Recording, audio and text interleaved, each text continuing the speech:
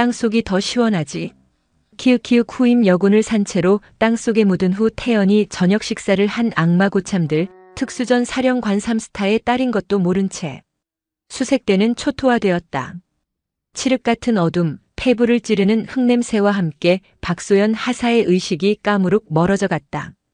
온몸을 짓누르는 압력은 마치 살아있는 생물처럼 그녀의 숨통을 조여왔다. 몇 겹의 흙과 돌더미가 그녀의 군복 위로, 살갗 위로, 그리고 마지막 남은 희망 위로 무자비하게 쏟아져 내렸다. 바로 몇 시간 전까지만 해도 동고동락하던 전우들의 웃음소리가 환청처럼 귓가를 맴돌았다. 그러나 지금 그녀의 귓전을 때리는 것은 오직 제 심장이 터질 듯 울부짖는 소리와 흙이 무너져 내리는 섬뜩한 마찰음뿐이었다.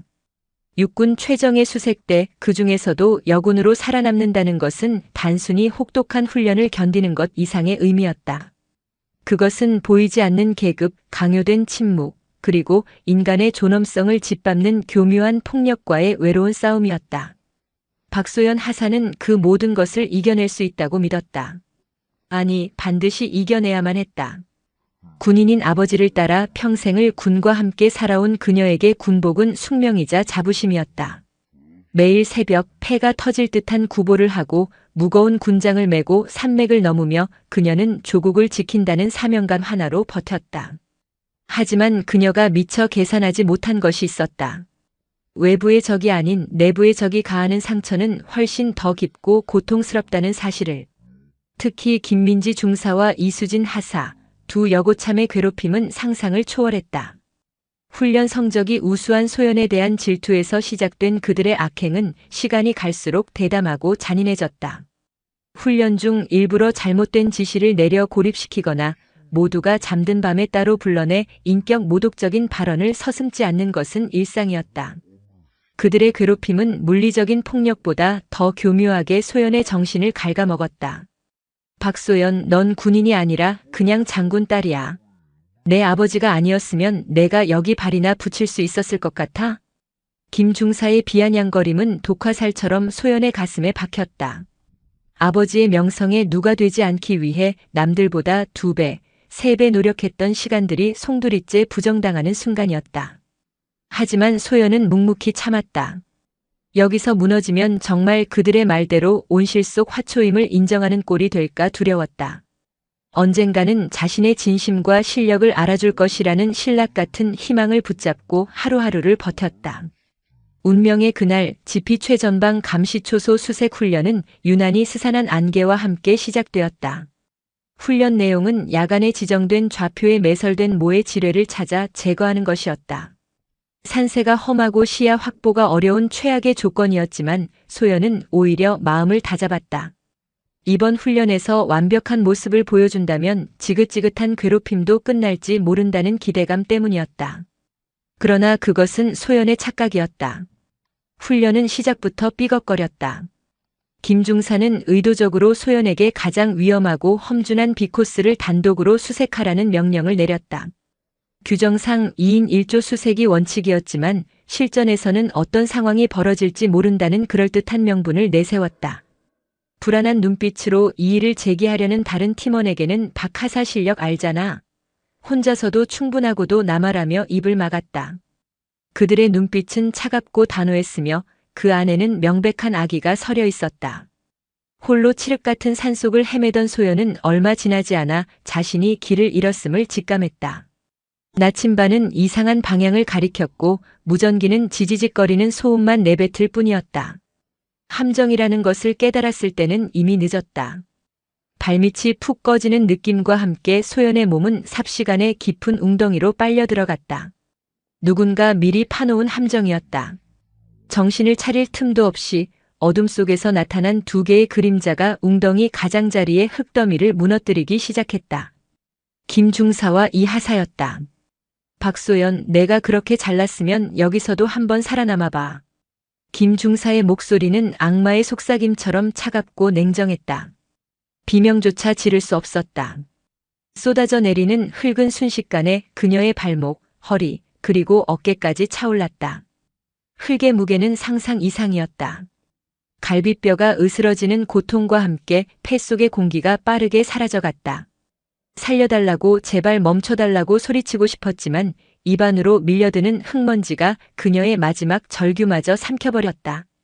숨이 턱끝까지 차오르는 절체절명의 순간 소연의 머릿속을 스치는 단 하나의 얼굴이 있었다. 늘 무뚝뚝하고 엄했지만 세상에서 가장 자신을 아끼고 사랑해 주었던 아버지. 그녀는 마지막 남은 힘을 쥐어짰다. 필사적으로 팔을 뻗어 전투조끼 주머니에 넣어둔 휴대폰을 꺼내 들었다.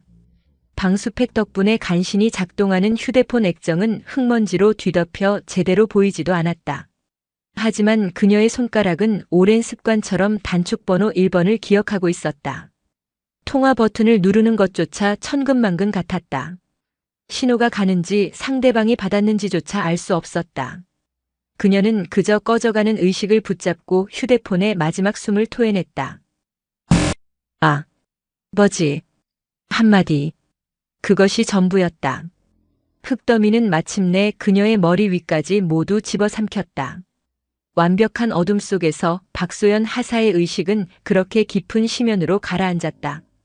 그녀가 남긴 마지막 한마디는 칠흑 같은 산속을 떠돌며 곧 닥쳐올 거대한 폭풍을 예고하는 비명 없는 메아리가 되어 울려 퍼지고 있었다.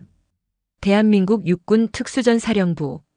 별 4개가 번쩍이는 집무실의 공기는 언제나처럼 팽팽한 긴장감으로 가득했다. 특수전사령관 박진평 대장은 산더미처럼 쌓인 서류를 검토하며 잠시 지친 눈을 감았다. 조국을 지키는 군인으로서의 삶은 한치의 오차도 한순간의 쉼도 허락하지 않았다. 하지만 그는 단 한 번도 자신의 길을 후회한 적이 없었다. 오히려 자신을 따라 군인의 길을 걷겠다고 했을 때 말없이 딸아이의 어깨를 두드려 주었던 그날을 떠올리면 가슴 벅찬 자부심마저 느끼곤 했다. 그때였다.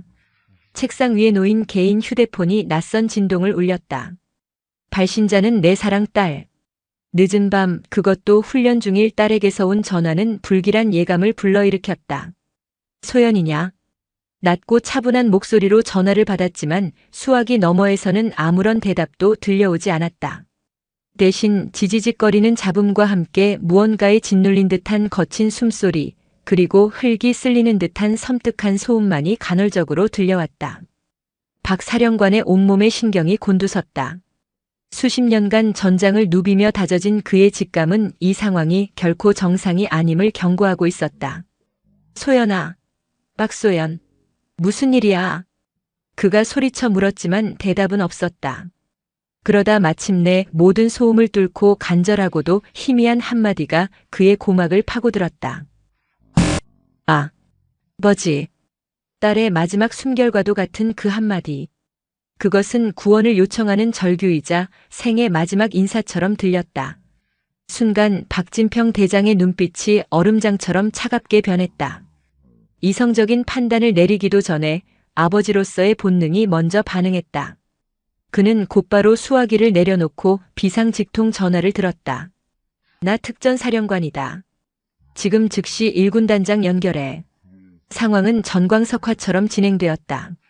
몇 분 지나지 않아 1군 단장과 연결된 박 사령관은 감정을 철저히 배제한 채 오직 강철 같은 목소리로 명령을 하달했다. 지금부터 24시간 제1수색대대 관할 지피 및 주변 섹터 전체를 완벽히 봉쇄한다. 개미 새끼 한 마리 드나들 수 없도록 철통같이 막아. 영내 모든 인원 단 한 명도 예외 없이 즉시 대기 상태로 전환하고 모든 통신을 차단한다. 내가 도착하기 전까지 누구도 그곳을 떠나거나 들어올 수 없다. 이것은 단순한 명령이 아닌 내군 생활 전부를 건 엄명이다. 사상 초유의 일이었다. 일개 부사관의 실종근은 아직 그렇게 믿고 싶었다 때문에 군단 전체를 움직이는 것은 명백한 월권이자 상식밖의 조치였다. 하지만 박진평 사령관의 목소리에는 이 일을 제기할 수 없는 절대적인 힘과 분노가 서려 있었다. 1군 단장은 이유를 묻지 않고 즉시 명령을 이행했다. 그 시간 비무장지대와 맞닿은 최전방 지피는 순식간에 아수라장으로 변했다. 칠흑 같은 어둠을 뚫고 수십 대의 군용 트럭이 굉음을 내며 달려왔고 완전 무장한 헌병대와 특임대 병력들이 물샐 틈 없이 지피를 포위했다. 모든 출입로는 차단되었고 외부와의 통신망은 완벽하게 두절되었다. 영내에 있던 수색대원들은 잠에서 깨어나 영문도 모른 채 연병장에 집합해야 했다. 뭐야? 실제 상황이야? 전쟁 난 거 아니야? 왜들 저래? 불안한 웅성거림이 연병장을 가득 메웠다. 그러나 그 누구도 명확한 답을 주지 않았다. 차가운 밤 공기 속에서 공포와 혼란은 바이러스처럼 빠르게 퍼져나갔다. 야간 수색 훈련을 마치고 막 복귀한 김민지 중사와 이수진 하사 역시 당혹감을 감추지 못했다. 뭐지? 왜 갑자기 부대가 봉쇄된 거야? 이 하사가 불안한 목소리로 묻자 김 중사는 애써 태연한 척하며 그녀를 쏘아붙였다. 쫄지 마. 그냥 정기 훈련이겠지. 박소연 그년 지금쯤 땅속에서 편히 쉬고 있을 테니 우리랑은 상관없는 일이야. 우린 그냥 훈련 중 발생한 불의의 사고라고 보고하면 그만이야. 하지만 그녀의 목소리는 미세하게 떨리고 있었다. 아무리 강심장이라도 군 전체를 뒤흔드는 이 비상 상황이 자신들이 파묻어버린 한 하사와 관련이 있을지도 모른다는 의심을 떨쳐버릴 수는 없었다. 그들의 오만했던 얼굴에 처음으로 불안의 그림자가 드리워졌다. 몇 시간 후 육중한 로터 소리와 함께 검은색 헬기 한 대가 지피 연병장에 내려앉았다. 헬기에서 내린 사람은 단 한 명, 바로 박진평 사령관이었다. 전투복 차림의 그는 그 어떤 수행원도 대동하지 않았지만 그에게서 뿜어져 나오는 위압감은 지피 전체를 압도하고도 남았다. 그의 걸음걸이는 흔들림이 없었으나 그의 눈은 마치 먹이를 찾는 굶주린 맹수처럼 날카롭게 번뜩였다. 지피 상황실에 도착한 그는 대대장으로부터 초동 보고를 받았다. 박소연 하사가 야간 수색 훈련 도중 실종되었으며 현재 수색 작업을 진행 중이라는 원론적인 이야기였다.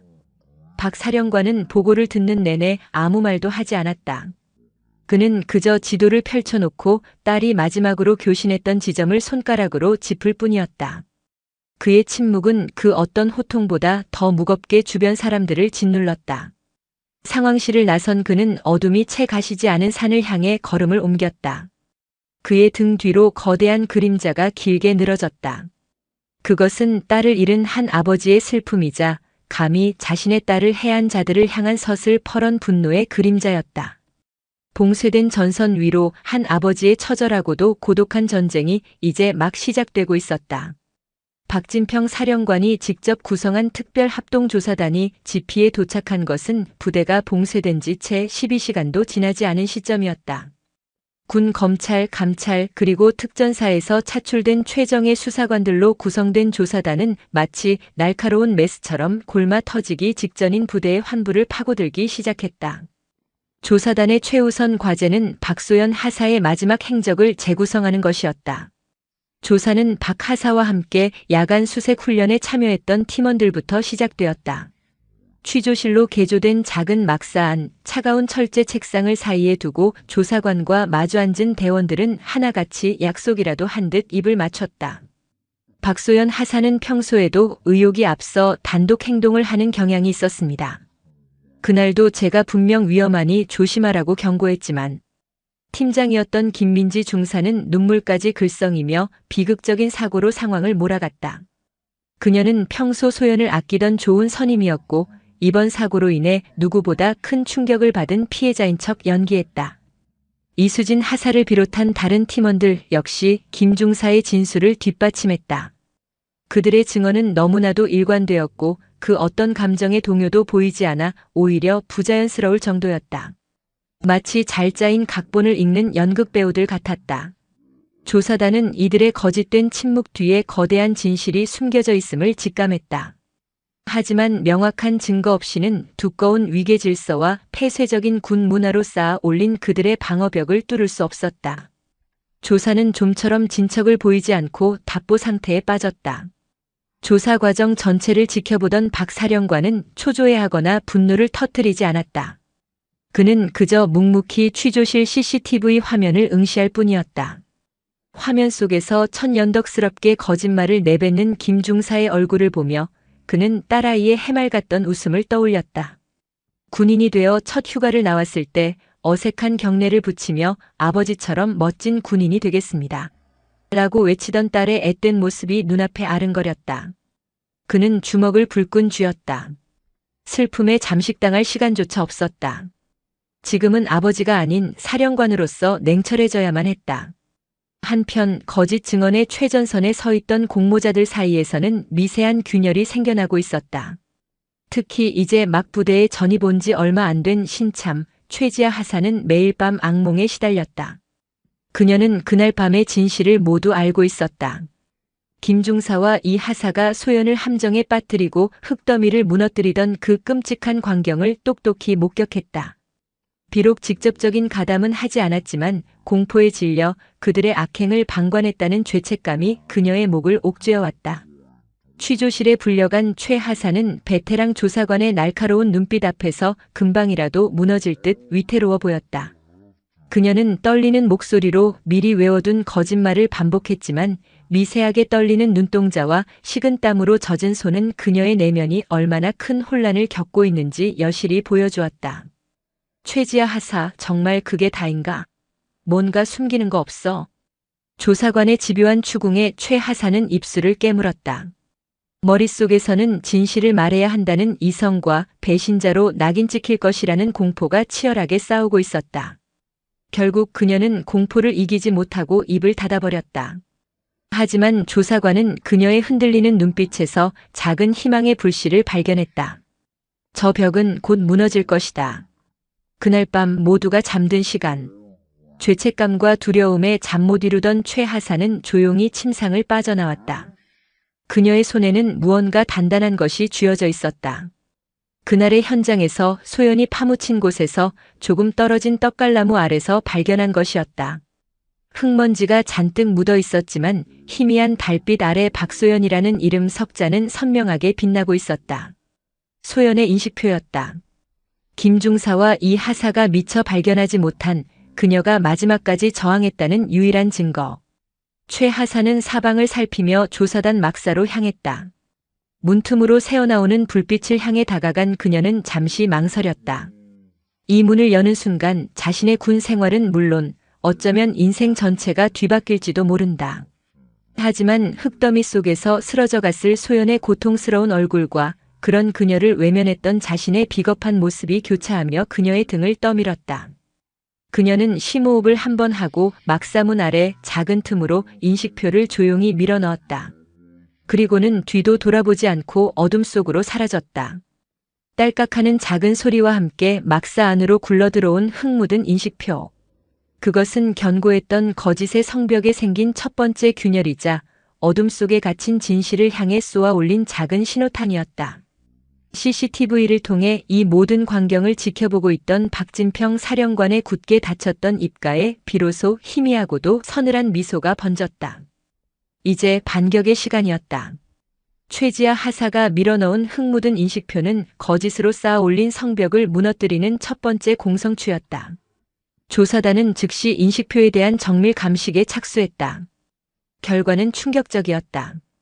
인식표 줄은 단순히 풀린 것이 아니라 강한 힘에 의해 억지로 끊어져 있었다. 표면에 미세하게 남은 스크래치는 격렬한 몸싸움의 흔적을 암시했다. 무엇보다 결정적인 것은 인식표가 발견된 위치였다. 공식적으로 보고된 사고 추정 지점에서 무려 500m나 떨어진 정반대 방향의 숲속이었다. 이것은 박소연 하사가 단순히 발을 헛디뎌 추락한 것이 아님을 증명하는 명백한 물리적 증거였다. 박진평 사령관은 감식 결과를 보고받는 내내 굳은 표정을 풀지 않았다. 그의 머릿속에서는 수만 가지 경우의 수가 격렬하게 충돌하고 있었다. 딸의 마지막 저항, 그 처절했을 몸부림이 눈앞에 그려지는 듯해 심장이 도련해지는 고통을 느꼈다. 그러나 그는 사령관이었다. 감정에 휩쓸려서는 안 됐다. 그는 차가운 이성으로 다음 단계를 지시했다. 최지아 하사, 다시 데려와. 이번엔 내가 직접 들어가지. 다시 취조실로 불려온 최 하사의 얼굴은 사색이 되어 있었다.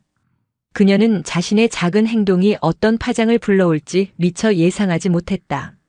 문이 열리고 박진평 사령관이 직접 들어서는 순간 최 하사는 저도 모르게 자리에서 벌떡 일어났다. 별 4개의 무게는 상상 이상이었다. 그것은 한 개인의 계급이 아닌 군 전체의 엄중함과 같았다. 박 사령관은 아무 말 없이 그녀의 맞은편에 앉았다. 그리고는 비닐 증거물 봉투에 담긴 인식표를 책상 위에 조용히 올려놓았다. 딸깍하는 소리가 정적을 깨고 유난히 크게 울렸다. 최하사. 이것은 내 딸의 것이다. 그의 목소리는 낮고 차분했지만 그 안에는 슬픔과 분노가 응축되어 있었다. 내 딸은 군인으로서의 명예를 목숨보다 소중히 여겼다. 이 인식표는 단순한 쇠붙이가 아니라 내 딸의 영혼이자 자부심이다. 그런데 이 인식표가 왜 여기서 이런 모습으로 발견된 거지? 그는 최하사를 다그치거나 협박하지 않았다. 대신 한 아버지로서, 한 선배 군인으로서 진실을 갈구하는 눈빛으로 그녀를 응시했다. 그의 눈빛은 내가 진실을 말해주어야 내 딸이 편히 눈을 감을 수 있다고 호소하는 듯 했다. 최지아 하사의 마지막 이성의 끈이 끊어졌다. 그녀의 눈에서 참았던 눈물이 폭포수처럼 쏟아져 내렸다. 김중사와 이 하사에 대한 공포, 진실을 외면했다는 죄책감, 그리고 눈앞에 슬픈 아버지를 향한 죄송함이 뒤섞여 격렬한 울음이 되어 터져나왔다. 죄송합니다. 사령관님, 제가 다 봤습니다. 마침내 터져나온 최하사의 자백은 충격적이었다. 그녀는 김중사와 이 하사가 질투심 때문에 오랫동안 박 하사를 괴롭혀왔다는 사실부터 훈련을 빙자해 의도적으로 함정을 파고 산채로 묻어버린 그날의 끔찍한 진실까지 모두 털어놓았다. 그녀의 증언은 너무나도 구체적이고 생생해서 듣는 이들마저 숨을 죽이게 만들었다. 거짓된 침묵의 둑이 마침내 무너져 내리는 순간이었다. 최하사의 자백은 부대 내에 은밀하지만 빠르게 퍼져나갔다. 그동안 김중사의 권력에 눌려 침묵하던 다른 목격자들과 방관자들 사이에서 동요가 일기 시작했다. 특히 김중사와 이 하사의 불안감은 극에 달했다. 그들은 자신들의 알리바이를 다시 한번 확인하고 다른 부대원들에게 접근해 입단속을 시키려 했지만 이미 분위기는 달라져 있었다. 동료들의 시선은 차가운 경멸과 의심으로 가득 차 있었고 그들을 피하는 기색이 역력했다. 견고했던 그들만의 왕국에 거대한 균열이 생기기 시작한 것이다. 딸의 마지막 순간에 대한 잔혹한 진실을 모두 전해들은 박진평 사령관은 자신의 임시 집무실로 돌아와 문을 잠갔다. 그는 책상 위에 놓인 딸과 함께 찍은 낡은 사진을 가만히 어루만졌다. 훈련소 수료식 날 군복을 입고 어색하게 웃던 딸의 얼굴. 그는 눈물을 흘리지 않았다. 대신 그의 슬픔은 차가운 분노로 그리고 단호한 결의로 변해가고 있었다. 그는 사진을 향해 나직이 속삭였다. 소연아, 조금만 기다려라. 이 아비가 내 억울함 남김없이 풀어주마. 그의 눈빛은 더 이상 슬픔에 젖어 있지 않았다. 오직 진실을 향한 그리고 정의를 향한 서슬퍼런 의지로 불타고 있었다. 부서진 인식표가 밝혀낸 진실의 작은 조각은 이제 거대한 폭풍이 되어 부패한 성벽을 남김없이 무너뜨릴 준비를 하고 있었다. 최지아 하사의 구체적인 증언은 수색 작업의 방향을 완전히 바꾸어 놓았다. 이제는 실종자 수색이 아닌 암매장 시신 발굴 작업이 되었다. 최 하사가 지목한 숲속의 외진 비탈. 그곳은 공식 수색 구역에서 한참이나 벗어난 곳이었다. 무거운 침묵 속에서 수색대원들의 삽질이 시작되었다. 얼마 전까지 함께 웃고 훈련받던 전우를 자신들의 손으로 파내야 한다는 끔찍한 현실 앞에 대원들의 얼굴은 굳어 있었다. 시간이 얼마나 흘렀을까? 여기다! 라는 외침과 함께 한 병사의 삽끝에 단단한 무언가가 걸렸다. 흙을 걷어내자 처참한 모습의 전투화가 드러났다. 작업을 지켜보던 박진평 사령관은 잠시 휘청거렸지만 곁에 있던 부관의 부축을 거절하고 다시금 허리를 꼿꼿이 세웠다. 발굴 작업은 조심스럽게 진행되었다. 마침내 흙더미 속에서 박소연 하사의 시신이 온전히 모습을 드러냈다. 그녀는 마지막 순간까지 저항하려는 듯 한 손으로는 얼굴을 가리고 다른 한 손은 무언가를 꽉 움켜쥔 채였다. 그 모습은 차라리 비명에 가까웠다. 현장에 있던 모든 이들이 경건하게 경례를 붙였다. 그것은 희생자에 대한 애도이자 진실을 외면했던 자신들에 대한 참회였다. 현장 감식팀이 조심스럽게 시신을 수습하던 중 한 요원이 소리쳤다. 사령관님, 이겁니다. 소연이 꽉 움켜쥐고 있던 것은 다름 아닌 그녀의 휴대폰이었다. 마지막 힘을 다해 아버지에게 전화를 걸고 그 이후로도 놓지 않았던 것이다. 흙과 습기 속에서 얼마나 버텼을지 알 수 없었지만 그것은 사건의 진실을 밝혀줄 마지막 희망이었다. 휴대폰은 즉시 국방부 과학수사연구소로 보내졌다. 최고의 전문가들이 투입되어 며칠 밤낮으로 복구 작업에 매달렸다. 그리고 마침내 기적처럼 데이터 일부를 복원하는 데 성공했다. 복원된 데이터에는 아버지 박 사령관에게 건 마지막 통화 기록과 함께 정체를 알 수 없는 손상된 음성 파일 하나가 포함되어 있었다. 재생해봐. 박 사령관의 명령에 연구원이 떨리는 손으로 파일을 재생했다. 스피커에서는 지지직거리는 소음과 함께 흙이 무너져 내리는 소리, 그리고 소연의 거친 숨소리가 흘러나왔다. 듣는 것만으로도 당시의 끔찍한 고통이 전해져 오는 듯 했다. 모두가 숨을 죽이고 소리에 귀를 기울였다. 바로 그때였다. 2년 아직도 숨이 붙어 있네. 확실하게. 괜찮겠습니까? 김 중사님. 비록 희미하고 잡음이 심했지만 그것은 분명 김민지 중사와 이수진 하사의 목소리였다. 자신들의 범행을 확인하고 마지막 숨이 붙어 있는 소연을 보며 나누는 대화. 그것은 망자가 남긴 마지막 증언이자 빼도 박도 못할 살인의 증거였다. 음성 파일이라는 결정적 증거를 확보한 박 사령관은 직접 김 중사와 이 하사의 앞에 섰다. 그들은 이미 최 하사의 자백으로 인해 별도의 막사에 격리된 상태였다. 박 사령관은 그 어떤 감정도 드러내지 않은 텅 빈 눈으로 그들을 바라보았다. 박소연 하사에 대해 할 말 없나? 김 중사는 마지막까지 발악했다. 억울합니다. 저희는 사고를 막으려 최선을 다했습니다. 박 사령관은 더 이상 그들의 거짓말을 들어주지 않았다. 그는 옆에 있던 수사관에게 고갯짓했고 수사관은 작은 녹음기를 재생했다. 2년 아직도 숨이 붙어 있네. 취조실에 울려 퍼지는 자신들의 목소리에 김 중사와 이 하사의 얼굴은 순식간에 새하얗게 질렸다. 더 이상의 변명도 거짓말도 통하지 않았다. 그들의 견고했던 위선과 오만의 가면이 산산조각 나는 순간이었다. 김민지 중사, 이수진 하사. 지금 시각부로 박소연 하사 살해 및 사체 유기 혐의로 긴급 체포한다. 박 사령관의 차가운 선언과 함께 헌병들이 들어와 그들의 팔에 수갑을 채웠다. 그제야 현실을 깨달은 듯 두 사람은 무릎을 꿇고 용서를 빌었지만 이미 늦었다. 박 사령관은 싸늘하게 돌아섰다. 그의 등 뒤로 딸을 잃은 아버지의 슬픔과 함께 정의를 바로 세운 군 사령관의 무거운 책임감이 교차하고 있었다. 망자의 목소리는 마침내 진실의 문을 열었다. 김민지 중사와 이수진 하사가 살인 혐의로 체포되었다는 소식은 지피를 넘어 군 전체를 뒤흔드는 거대한 충격파를 던졌다. 군의 명예는 땅에 떨어졌고 전우회라는 신성한 가치는 잔혹한 범죄 앞에 빛을 잃었다. 수색 대대원들은 그야말로 패닉 상태에 빠졌다. 존경하던 선임이 살인자였다는 사실, 그리고 그 끔찍한 범죄가 자신들의 부대 안에서 벌어졌다는 사실은 깊은 충격과 자괴감을 안겨주었다. 부대를 감싸던 거짓된 침묵의 성벽은 무너졌지만 그 자리에는 불신과 공포 그리고 죄책감의 폐허만이 남았다.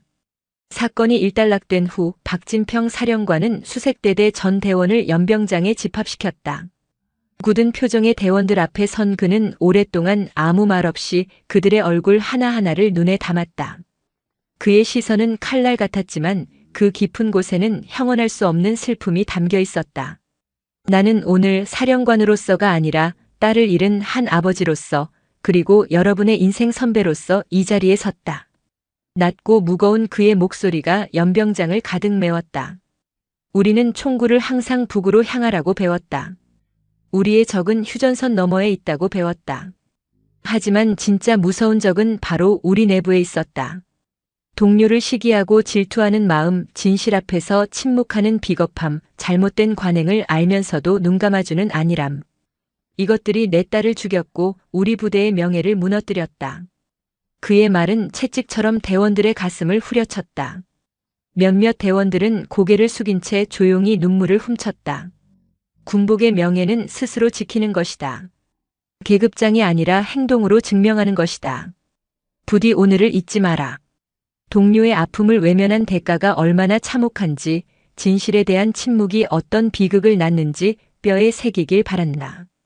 다시는 이 땅의 군대에서 내 딸과 같은 억울한 희생이 반복되어서는 안 된다. 그의 연설은 분노의 표출이 아니었다. 뼈아픈 성찰이자 무너진 조직을 다시 일으켜 세우려는 리더의 고뇌에 찬 외침이었다.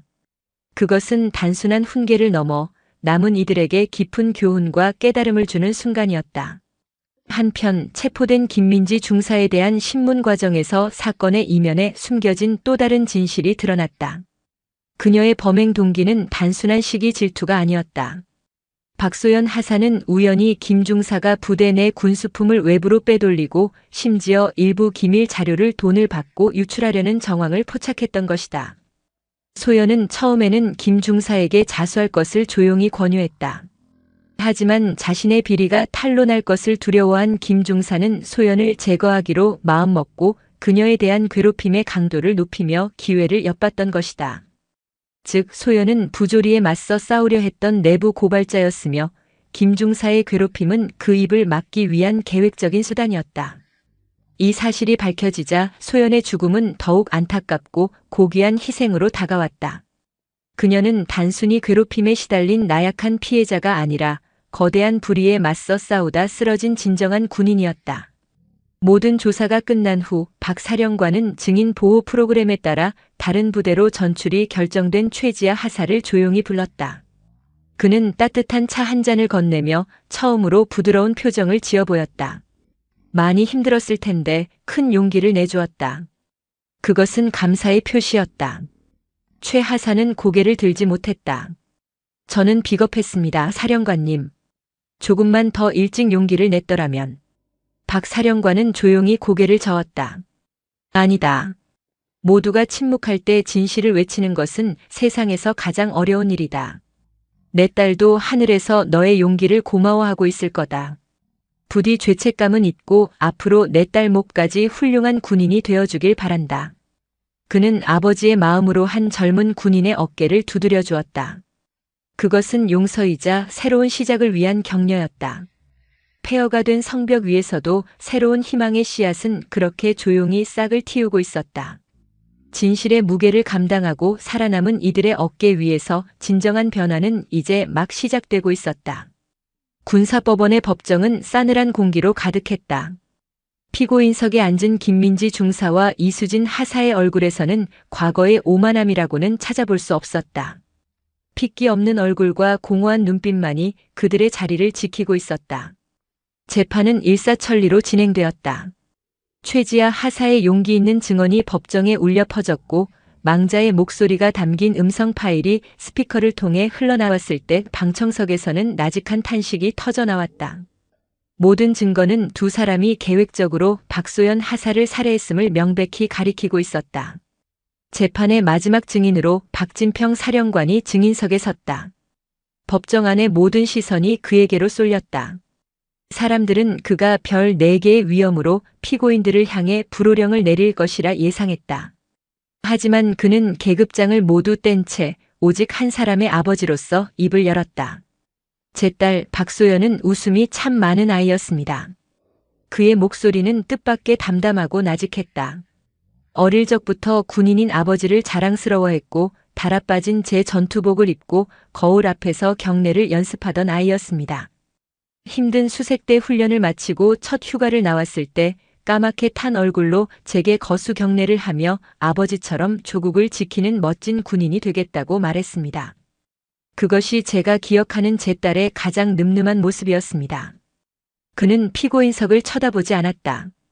그의 시선은 허공의 어느 한 지점, 마치 그곳에 딸 소연이 와 있는 것처럼 고정되어 있었다. 그 아이는 군을 사랑했고 전우를 믿었습니다. 아마 마지막 순간까지도 자신에게 흙을 퍼붓는 그들을 원망하기보다는 왜 그래야만 했는지 이해하지 못했을 겁니다.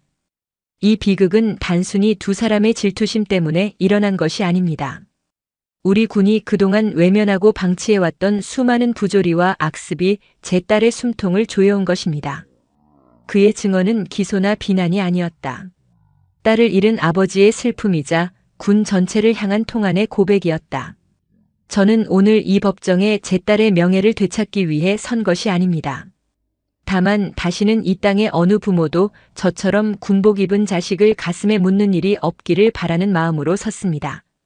부디 제 딸의 죽음이 헛되지 않도록 가장 엄중한 법의 심판을 내려주시길 바랍니다. 증언을 마친 그는 조용히 자리에서 일어났다. 그의 얼굴에는 눈물 한 방울 흐르지 않았지만 법정 안에 있던 모두는 그의 소리 없는 오열을 들을 수 있었다. 그 어떤 분노의 외침보다도 깊은 슬픔이 담긴 그의 증언에 방청석은 물론이고 냉철함을 유지하던 판사들마저 눈시울이 붉어졌다. 마침내 최후 선고의 시간이 다가왔다. 피고인 김민지, 이수진에게 군형법 제250조 살인죄, 제62조 가혹행위, 제92조 2 직무유기죄 등을 적용하여 법정 최고형인 사형을 선고한다. 재판장의 단호한 목소리가 법정의 정적을 갈랐다. 사형이라는 단어가 울려 퍼지는 순간 김민지와 이수진은 실성한 듯 울부짖으며 법정에 쓰러졌다. 끝까지 반성 없이 자신의 안위만을 걱정하던 그들의 비참한 최후였다. 박진평 사령관은 묵묵히 그 모습을 지켜보다 조용히 법정을 빠져나왔다. 정의는 실현되었지만 그의 가슴에 뚫린 구멍은 그 무엇으로도 채워질 수 없었다. 잿빛 하늘에서는 마치 딸의 눈물처럼 차가운 겨울비가 내리고 있었다. 재판이 끝나고 시간이 흘렀지만 사건이 남긴 상처는 쉽게 아물지 않았다. 남겨진 사람들은 각자의 방식으로 그 상처를 안고 살아가야 했다. 최지아 하사는 서부 전선의 다른 부대로 전출되었다. 낯선 환경과 새로운 동료들 사이에서 그녀는 한동안 위축된 모습을 보였다. 그날의 끔찍한 기억과 방관자였다는 죄책감은 밤마다 악몽이 되어 그녀를 찾아왔다. 하지만 그녀는 무너지지 않았다. 박진평 사령관의 마지막 당부, 내 목까지 훌륭한 군인이 되어달라는 말을 가슴에 새겼다. 그녀는 누구보다 열심히 훈련에 매진했고 어려움을 겪는 후임들을 따뜻하게 챙겼다. 그녀의 진심 어린 모습에 동료들도 점차 마음을 열기 시작했다. 그녀는 박소연 하사가 그토록 지키고 싶어 했던 진정한 전우애를 스스로 실천하며 상처를 치유해가고 있었다. 그녀의 존재는 부패한 폐허 속에서도 건강한 새싹이 돋아날 수 있다는 희망의 증거였다. 박소연 하사 사건은 군 전체를 뿌리부터 뒤흔드는 개혁의 신호탄이 되었다. 박진평 사령관은 딸의 죽음을 헛되이 하지 않기 위해 자신의 모든 것을 걸었다. 그는 군 수뇌부를 직접 설득하고 압박하며 고강도 개혁안을 밀어붙였다. 병영 내 부조리를 근절하기 위한 특별감찰팀이 신설되었고 내부 고발자를 철저히 보호하는 시스템이 법제화되었다. 또한 장병들의 정신 건강을 체계적으로 관리하는 전문 상담센터가 모든 부대에 의무적으로 설치되었다. 변화는 더뎠지만 분명히 시작되고 있었다. 소연의 희생은 한 알의 밀알이 되어 굳어있던 땅을 뚫고 거대한 변화의 숲을 이루기 시작했다. 가을이 깊어진 어느 날 박진평 사령관은 홀로 국립현충원을 찾았다. 비석에 새겨진 육군 하사 박소연이라는 6글자를 그는 오랫동안 쓸어보았다. 그는 품 안에서 조심스럽게 무공훈장을 꺼내 비석 앞에 놓았다. 군수 비리를 막으려다 희생된 딸의 공로를 인정해 추서된 훈장이었다. 소연아 아비드라. 그는 마치 딸이 앞에 있는 것처럼 나직이 말을 건넸다. 내가 떠나고 많은 것이 변했다. 내가 그토록 바꾸고 싶어 했던 것들이 아주 조금씩 제자리를 찾아가고 있다. 내 덕분이다 딸아. 내가 뿌린 씨앗이 이제야 열매를 맺고 있다. 그의 목소리는 더 이상 슬픔에 잠겨 있지 않았다. 딸에 대한 그리움과 함께 그녀가 남긴 변화에 대한 자부심이 묻어났다. 그는 비석을 향해 거수 경례를 붙였다. 그것은 아버지로서 딸에게 보내는 마지막 작별 인사였고 동시에 그녀의 숭고한 희생에 대한 최고 사령관의 경이었다. 그는 알고 있었다. 진정한 추모는 눈물이 아닌 남겨진 이들의 책임 있는 삶과 행동으로 완성된다는 것을. 모든 것이 끝났다고 생각했을 때 누구도 예상치 못한 진실의 또 다른 조각이 모습을 드러냈다. 사건 기록을 재검토하던 한 젊은 군 검찰 수사관이 이수진 하사의 통화 기록에서 이상한 점을 발견한 것이다. 박소연 하사를 안매장한 직후 그녀가 정체불명의 번호로 작업 완료. 흔적 없음. 이라는 짧은 암호 문자를 보낸 기록이 남아 있었다. 단순 공범으로 여겨졌던 이수진의 단독 행동으로 보기에는 너무나 치밀하고 보고 형식에 가까웠다. 무언가 거대한 배후가 있음을 직감한 수사관은 이 사실을 박진평 사령관에게 직보했다. 수사는 극비리에 다시 시작되었다. 문자를 수신한 번호는 대포폰으로, 추적은 쉽지 않았다. 하지만 끈질긴 노력 끝에 통화가 이루어진 기지국 위치와 시간을 분석해 사용자의 동선을 파악하는 데 성공했다. 그리고 그 동선이 가리키는 인물은 충격적이게도 군 최고 수뇌부 중 한 명이자 박진평 사령관의 오랜 경쟁자였던 한성진 중장이었다. 박 사령관은 즉시 이수진 하사에 대한 재심문을 지시했다. 사형 선고를 받고 모든 것을 포기한 상태였던 이수진은 처음에는 입을 열지 않았다. 하지만 감형을 조건으로 한 끈질긴 설득과 회유 끝에 그녀는 마침내 모든 진실을 털어놓았다. 그녀의 자백은 상상을 초월했다. 김민지 중사가 저지른 군수품 횡령은 빙산의 일각에 불과했다. 그 배후에는 한성진 중장이 있었고 그는 군 내부의 사조직을 이용해 조직적으로 국방 예산을 빼돌리고 있었다. 박소연 하사가 우연히 포착한 것은 그 거대한 비리의 꼴이었다. 한성진 중장은 박 사령관의 딸이 자신의 비리를 눈치챘다는 사실을 알게 되자 이를 절호의 기회로 여겼다. 그는 평소 박소연에게 극심한 질투와 열등감을 느끼던 김민지 중사에게 의도적으로 접근했다. 그는 직접적으로 살인을 지시하지 않았다. 대신 박소연은 우리 모두를 망하게 할 시한폭탄이다. 그냥 둬서는 안 된다.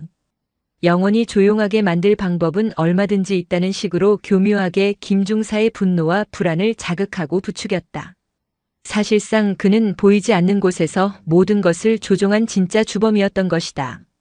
그는 소연을 제거해 자신의 비리를 덮는 동시에 부대 관리 책임을 물어 경쟁자인 박진평 사령관에게까지 타격을 입히려 했던 것이다. 모든 진실을 알게 된 박 사령관은 참을 수 없는 분노와 허탈감에 휩싸였다. 딸을 죽인 진짜 원수는 최전방의 어두운 산속이 아닌 가장 안락하고 높은 권좌에 앉아 있었던 것이다. 질투에 눈이 먼 부사관이 아닌 사리사욕에 눈이 먼 군 최고위 간부의 추악한 탐욕이 딸의 목숨을 앗아갔다는 사실에 그는 몸서리쳤다. 진짜 적은 생각보다 훨씬 더 거대하고 깊고 어두운 곳에 숨어 있었다. 이제 그의 싸움은 단순히 딸의 원수를 갚는 것을 넘어 군 전체를 좀먹고 있는 거대한 암덩어리를 도려내는 성전이 되어야만 했다. 한성진 중장이라는 거대한 배후의 실체는 박진평 사령관에게 딜레마를 안겨주었다. 군 전체의 명예를 위해 덮어야 하는가, 아니면 자신의 모든 것을 걸고 진실을 밝혀야 하는가. 그의 선택은 단호했다. 그는 자신이 가진 모든 권한과 증거를 이용해 정면 돌파를 선택했다. 국방부 특별합동수사본부가 꾸려졌고 한성진 중장은 현역 장성 신분으로는 처음으로 비리 및 살인 교사 혐의로 긴급 체포되었다. 군 전체가 발칵 뒤집혔다. 상상조차 할 수 없었던 최고 위급 장성의 비리는 연일 뉴스를 장식했고 국민들의 지탄이 쏟아졌다. 군의 위신은 바닥까지 추락했지만 역설적으로 썩어 문드러진 환부를 도려낼 수 있는 기회이기도 했다. 박 사령관은 이 모든 과정의 중심에서 묵묵히 자신의 소명을 다했다. 그는 딸의 죽음이 단순히 개인의 비극을 넘어 대한민국 국군이 새로 태어나는 계기가 되어야 한다고 믿었다. 1년 후 한성진을 비롯한 비리 연루자들이 모두 법의 심판을 받고 군에 대한 대대적인 숙정 작업이 마무리된 어느 봄날 박진평 대장은 전역을 신청했다.